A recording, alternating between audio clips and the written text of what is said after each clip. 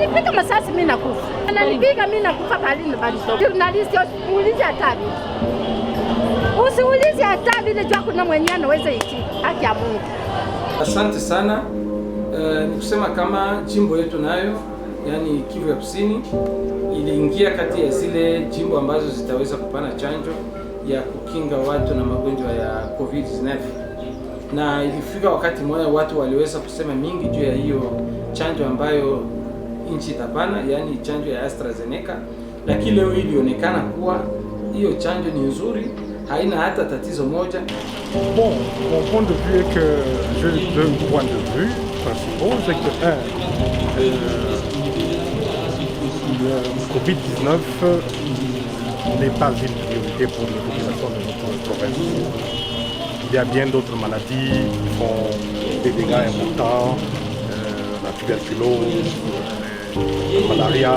Il y a des femmes qui continuent à mourir pour donner la vie et d'autres problèmes de santé publique qui sont une priorité. Donc, mon point de vue est que le gouvernement devrait mettre un accent sur les vrais problèmes, sur les vraies priorités des populations avant de penser à cette question de Covid-19. Ça, c'est un peu mon point de vue. Deuxième point de vue, c'est que le vaccin devrait rester libre. Les gens devraient pouvoir être libres d'accepter ou de refuser le vaccin. Ils ne devraient pas aller dans des logiques de dire que le vaccin est obligatoire. On doit respecter les droits des personnes à accepter ou à refuser le vaccin. Vu que la province du Sud Kivu occupe jusque-là la 5e position par rapport aux provinces qui ont déjà eu beaucoup de cas, et par exemple pour le Nord Kivu qui est déjà éligible à la vaccination, il est vraiment difficile qu'on vaccine par exemple le Nord Kivu sans vacciner le Sud Kivu, vu le mouvement de la population où on ne demande même pas le test de Covid-19. Donc en tout cas, le Sud Kivu jusque-là est dans le lot des zones, disons des provinces du pays qui vont vacciner au premier tour. Donc il faudra que la population se prépare par rapport à ça, parce que nous allons aussi vacciner au premier tour, contrairement à ce qu'on disait que nous serons au deuxième tour. Parce que nous avons beaucoup de cas, nous sommes à la 5e position, et par rapport au mouvement de la population, en tout cas il est impérieux que la province aussi puisse vacciner contre le Covid-19 d'ici là. Mais ce n'est pas tout le monde qui est concerné. Les enfants de moins de 18 ans ne seront pas concernés. Et ceux de 18 ans, ce n'est pas tout le monde. Ceux au-delà de 18 ans, ce ne sera pas tout le monde. Ça sera juste les professionnels de santé ayant plus de 18 ans, effectivement. Les personnes ayant l'âge de plus de 55 ans ou ceux vivant avec des maladies chroniques ou d'autres maladies capables de les rendre vulnérables au virus. Mais dernièrement, on a ajouté même les enseignants aussi parce qu'on ne sait jamais, on doit protéger aussi les enfants.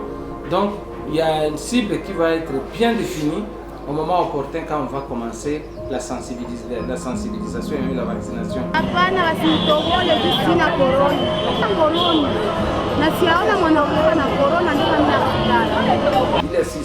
Na chanjo hawaipani wakati hatari inakuwa. Chanjo wanaipana wakati tungaliki na faulu kama leo hii ndio wakati ya kupata chanjo. Ndio wakati hatari inakuwa ni matunzo na wakwenda wataenda. Sisi tungaliki na hii bahati hatuna shida nyingi tupate chanjo juu chanjo ni kinga. Chanjo sio dawa, sio watu wagonjwa kwanza zaidi. Mimi nitakwambia kwanza ile vaccine ya corona kama bataitika itumike. Banapaswa anzia kwanza kwa autorite. Baanzia ko chef wetu President Mheshimiwa Chilombo. Banaanzia ku guvernema yake yote. Juu abo njo benye balijetide abyo kwanja bakaona gisi biko bien. Après 2 mois 3 mois bana batobola ayo. Njo na sisi tunaweza angalia kama haikufanya matokeo mabaya kwabo, bali na sisi tunaweza itika itembee ku wengine. Lakini kama hapo habayajianzia hapo na tunaona gisi banajianzia hapo, tunapaswa biogopa. Haiko siba individu ndio banaweza bianzia hapo, lakini inapaswa anzia kubale ba chef yetu, kubale ba autorite betu. Pale ndio tutajua kama ni kweli inaweza kuwa ya maana wala haiko ya maana. Chanjo haitapewa kusema kukaziwa, hapana. Tutaomba wale wote nyuki kama vile watu wenye kuwa na zaidi ya miaka 55, wale wenye kuishi na magonjwa yenye kudumu kama vile waganga, walimu na wengine ambao watafika kutujulisha wale ndio wenyewe watahitajika na chanjo, na watoto wa chini ya miaka 18 hawahitajika hata kamwe na magonjwa. Ndio maana tunaomba hata wazazi, ile mambo walikuwa wanataka kulalamika kusema masomo watachinja watoto, hapana. Wote wa chini ya miaka 18 hawahitajika, na zaidi ya 18 ni wale wenyewe nasema tu ndio wataweza kupata chanjo, na ile chanjo itapewa mara 2, duru ya kwanza kisha mwezi mmoja wanapata tena duru ya pili, kusudi tupate kujikinga na magonjwa ya corona. Mimi siwezi kimbilia kuikamata saumu peke, niko na tena, na tunasikia kama nchi zingine za mingi wako wanaikatala, na sijui nini mimi binafsi kimbilia kuikamata. Hiyo chanjo ni nzuri, haina hata tatizo moja. Ndio ukiangalia kwa leo watu hawasemi tena nyingi, wengi wako wanafuata kama vile Ulaya. Kwa leo hii wanaendelea kuchanja sana na hiyo chanjo ya AstraZeneca, na kusema kama kwa leo Ulaya walilazimisha hata AstraZeneca asiendelee kushusha tena hiyo dawa watu wengine, aenezee kwanza nchi za Ulaya, kwa sababu waliona wanaanza kuwaushishia wengine na wao wanakuwa na lazima hiyo chanjo.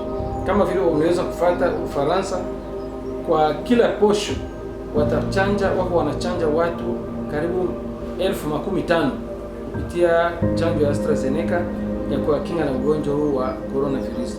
Donc watu watulie, wawe na matumaini, waweze kutia matumaini kati ya serikali yetu. La fois dernière, il y a eu des rumeurs ici en ville, comme quoi il y a des vaccinations. Vous-même, vous avez vu comment est-ce qu'il y a une turbulence au sein de nos enfants, nos foyers, nos parents. C'est pourquoi, de ma part, le vaccin n'est pas le bienvenu ici chez nous. Parce qu'il y a des pays occidentaux, des grands pays, qui n'ont pas adhéré à des vaccinations. C'est pourquoi ici, chez nous aussi, Kivu, c'est pas pourquoi on peut se précipiter pour venir à vacciner déjà ici, pendant qu'à Kinshasa, pendant qu'en Italie, où on met ça chaque fois, en Afrique du Sud, on n'a pas encore commencé à vacciner les gens. La RDC aussi en a besoin, pour plusieurs raisons. D'abord, c'est un bon vaccin. Je pense que même aujourd'hui, vous allez comprendre que ce genre de messages, ce genre de rumeurs a presque disparu. Du fait que même aujourd'hui, les Européens sont en train de se battre pour avoir ce vaccin. Et vous allez vous souvenir que dernièrement, il y a l'Europe qui a même demandé à AstraZeneca, qui fabrique les vaccins que nous aussi nous avons préférés, donc la République du Congo. Et ils ont besoin de plus de 200 millions de doses. Jusque-là, AstraZeneca avait déjà donné que 60 millions. Et on avait même demandé à AstraZeneca de ne pas continuer à vendre ces vaccins dans d'autres pays avant de satisfaire les besoins demandés par l'Union européenne.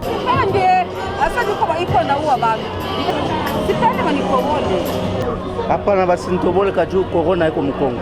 Haiko Mkongo, atone bani na baua.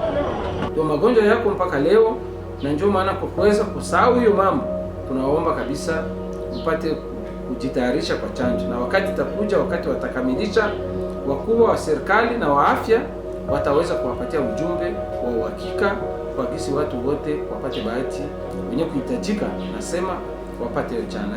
Kuhusu ile chanjo ya coronavirus, shiza vile wa mama, naona kama basi ifanye obligatoire. Mpaka leo atakuwa na certitude kama ile ugonjwa hivi. Mais depuis zamani ile suko ya gripe ni kwa depuis zamani na kuwaka tu. Mais na ufia mzuri kwa kutombea kama kuko wenye kuko wanapona na ile dawa hiyo je bora kuonesha bale watu wengine. Utamie baache tu watu kwa kutumia madawa, baache vya mavaccine kwanza.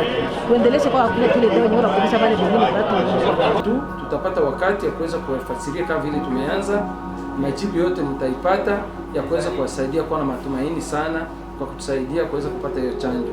Kwa sababu kuna namna mbili tu kubwa ya kuweza kukombanisha magonjwa ya COVID, ni kuheshimu zile mamezile barriere na kuweza kupata chanjo.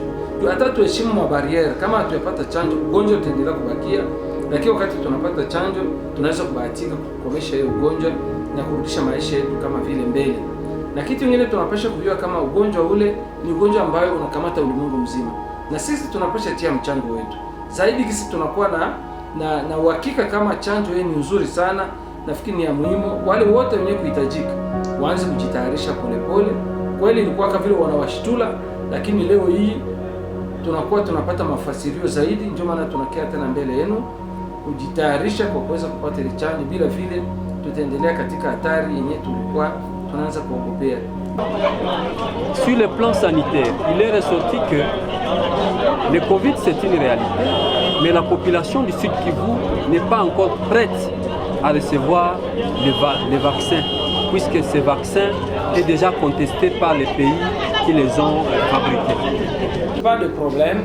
Demain après-demain, quand le pays va relancer la campagne, en tout cas moi je demanderai aux personnes ciblées, et d'ailleurs à toutes les personnes, parce que les autres, même s'ils ne sont pas ciblés, peuvent encourager les personnes ciblées de prendre ces vaccins sans problème.